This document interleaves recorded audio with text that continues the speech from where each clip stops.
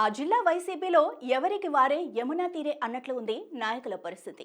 అనేక ప్రాంతాల్లో యాక్టివ్గా ముందుకు వెళ్తున్న ఆ జిల్లాలో మాత్రం అంది వచ్చిన అవకాశాన్ని ఉపయోగించుకోలేకపోతున్నారా? పార్టీ శ్రేణులను ముందుండి నడిపించేవారు కరువై కేడర్కు మార్గనిర్దేశనం లేక సొంత పార్టీ కార్యకర్తలే వాపోతున్నారా? గతంలో ఎంపీతో పాటు దాదాపు అన్ని స్థానాలను తన ఖాతాలో వేసుకున్న వైసీపీకి ఇప్పుడు ఈ పరిస్థితి ఎందుకొచ్చింది? ప్రస్తుతం ఎంపీ కాదు కదా, ఒక్క ఎమ్మెల్యే కూడా లేకుండా పోవటం వల్లే నిరాశలో కూరుకుపోయారా?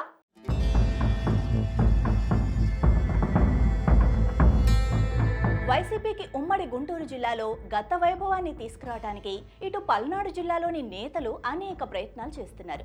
అదేవిధంగా గుంటూరు జిల్లాలో సైతం పార్టీని పట్టాలెక్కించడానికి ఏదో ఒక కార్యక్రమాన్ని వైసీపీ శ్రేణులు చేపడుతున్నారు. ఈ మధ్య కాలంలో వైసీపీ అధ్యక్షుడు మాజీ ముఖ్యమంత్రి జగన్ తెనాలి, పల్నాడు పర్యటనలు చేయడంతో అధికార ప్రతిపక్షాల మధ్య మాటల యుద్ధాలతో రాజకీయ వేడి రాజుకుంది.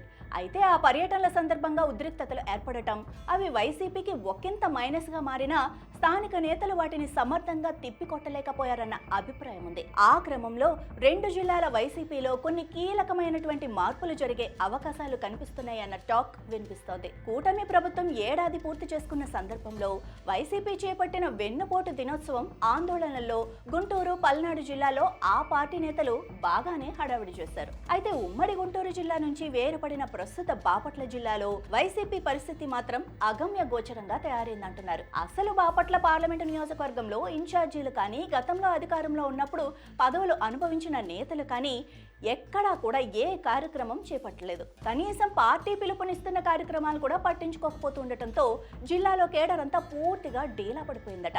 ముఖ్యంగా బాపట్ల పట్టణంలో వైసీపీకి స్ట్రాంగ్ కేడర్ ఉండేది. ఎన్నికలకు ముందు వైసీపీకి సంబంధించి ఉమ్మడి గుంటూరు జిల్లాలో గెలుపోటములపై అనుమానాలు వ్యక్తమైనా బాపట్లలో మాత్రం తాము ఖచ్చితంగా గెలుస్తామని ఆ పార్టీ శ్రేణులు విపరీతమైన కాన్ఫిడెన్స్ ప్రదర్శించాయి. పలువురు బాపట్ల జిల్లా నేతలు తాము క్లీన్ స్వీప్ చేయబోతున్నామని బల్లగుద్ది చెప్తూ బెట్టింగులు కూడా కాశారు. తీరా చూస్తే సిట్టింగ్ ఎంపీ సీటుతో సహా ఒక్క ఎమ్మెల్యే స్థానాన్ని కూడా జగన్ పార్టీ గెలుచుకోలేకపోయింది. వైసీపీ సీనియర్ నాయకుడు మాజీ డిప్యూటీ స్పీకర్ కోన రఘుపతి ప్రస్తుతం పార్టీ కార్యక్రమాలతో అంటీ ముట్టనట్లు ఉంటూ అసలు పార్టీ పిలుపునిస్తున్న కార్యక్రమాలపై దృష్టి పెట్టడం లేదు. అప్పుడప్పుడు కొన్ని కార్యక్రమాల్లో గెస్ట్ అపీరియన్స్ ఇవ్వటం తప్పించి జిల్లాలో పార్టీని యాక్టివ్ చేయడానికి ఎలాంటి కార్యక్రమాలు చేపడుతున్న పరిస్థితులైతే కనిపించడం లేదు.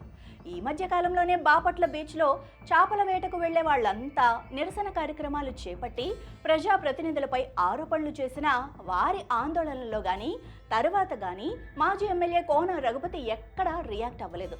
దాంతో జిల్లాలో కీలకమైన మత్స్య సామాజిక వర్గంతో పాటు సొంత పార్టీ కేడర్ సైతం ఆయనపై తీవ్ర ఆగ్రహం వ్యక్తం చేస్తోందట. మత్స్యకారులు చేపట్టిన నిరసనల్లో వైసీపీ పెద్దన్న పాత్ర పోషించి వారి పక్షాన పోరాటం చేసి ఉంటే నియోజకవర్గంలో కొంతమేర మైలేజ్ వచ్చేదని, ఆ ఇష్యూతో జిల్లా కూటమి ఎమ్మెల్యేలను అంతో ఇంతో ఇరకాటంలోకి నెట్టే అవకాశం ఉన్నా కోన రఘుపతి దాన్ని పట్టించుకోకపోవడంతో ఆయనపై వైసీపీ శ్రేణులు తీవ్ర అసంతృప్తి వ్యక్తం చేస్తున్నాయి.